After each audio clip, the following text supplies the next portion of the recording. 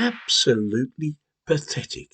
Uh, there's a job description here for a man to play in goal against Birmingham City, and duties will include fetching the ball from behind the goal and taking goal kicks. Nothing else to worry about.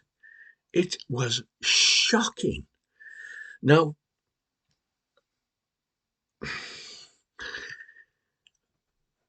some of my fellow bloggers were trying to tell me in the week, and the people who I listen to fairly often, that we weren't in a relegation battle. My answer to that was we was in a relegation battle first week in November because we haven't got any points. Since then we've got 12 points. 12. We had 20 before then.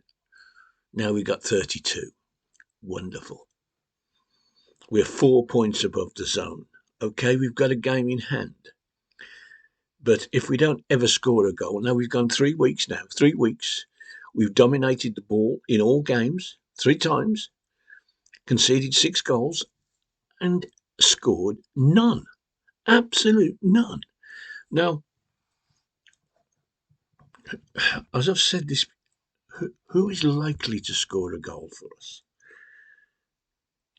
Jay Stanfield? Yeah. So what do we do with him? We leave him on the bench.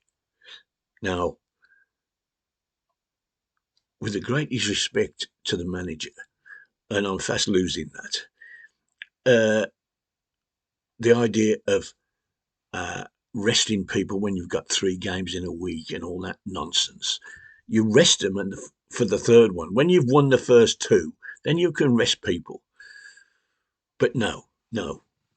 Poor bloke had an hour sitting on his backside in the cold, and then was expecting to come on and try and turn around a 2-goal deficit.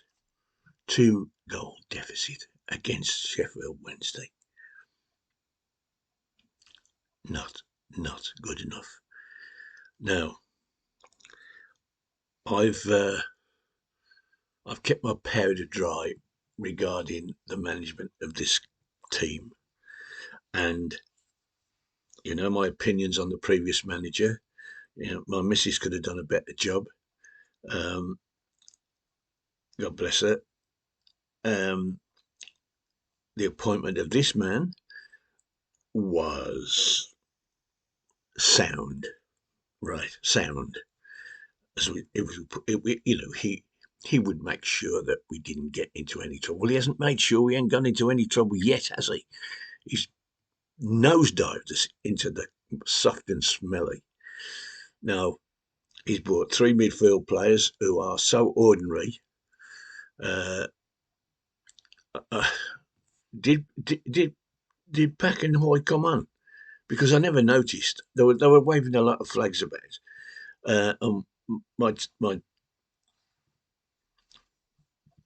My picture kept going solid.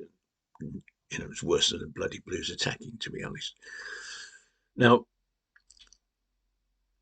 we had a month to sign somebody who could score a goal, and we didn't do it. We signed three midfield players who, well, one has played 45 minutes and we ain't going to see him for another month.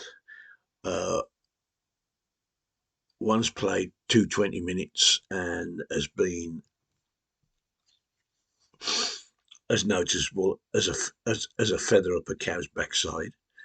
And the other one, the one with the wand of a left foot, well, he ain't been creating any magic with it so far. He passes the ball nicely. So do all our team. If the pace is, if we play at the pace we played at today, pass it here, pass it there, round about and round and square, going nowhere. And the 8 goals that Sheffield Wednesday conceded in the last few days, and don't forget they played on Tuesday, We were on the beach having a cigar and a rest. They had more energy than us. They had more purpose than us. Uh, they had a big bloke who had two touches, as far as I can remember. A tap in for the first one. Well, our back four all standing looking at each other. And in the third case, he caught Buchanan on the far post under the ball and smacked it in with his head. Now, we've got better players than him, but we ain't got. I'd like to say we haven't got better goal scorers than him. But this kid has only scored 2 goals in his life. And you saw him tonight. Not good enough. Now, uh, let me just try and work out where we are going. First of all, the 3 games that we've lost to nil, the Cup game, the Albion game, and tonight, we faced up with young foreign managers, right? Young foreign managers who are 30 to 40 years younger than ours. Now, that's a fact. That's a fact. Now, we've got a sound, well practiced manager who is 20 years behind the times. I'm sorry to say this. Now, the match on Tuesday, which is against Blackburn Rovers, remember they tore us to bits at Blackburn. And my son said to me about 4 months ago, he wanted to bet me that John Eustace managed a team in the championship before the end of the season and would get 3 points from us. Well, I wouldn't take him on. I wouldn't take him on because it's coming to fruition. Now, what was different between John Eustace and Papa Mowbray? He's 44. That's 26 years difference, right? He's new. He's fresh. He's got ideas. He hasn't got any preconceived ideas of what he wants or what the club needs. He was developing it. He was learning. Now we got a man who's so set in his ways. I'm sorry. Yes, he was. Yes, he's better than the previous bloke. I've got to give you that. But ironically, his points per game now is worse than Rooney's. It is. We've played 4 games. We've lost league games. Lost 2, won 1, drawn 1. 4 points, 50%, 50%. 4 points from 4 games. Not good enough.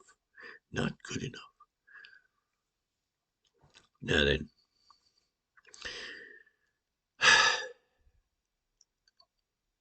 let me cheer you up. Monday night on the Tilton Talk Show, we have as a guest none other than the one West Midlands football player this century who's held aloft a major trophy. None other than Stephen Kerr.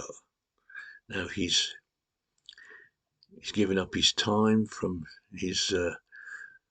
I think he runs a bar in Mallorca somewhere, and I don't blame him. Goodness me, this weather is dreadful. Now, please tune in. He will be worth listening to, and I'll be there. And you're gonna hear a lot more from me about management of football teams on Monday. So don't miss it. God bless you all.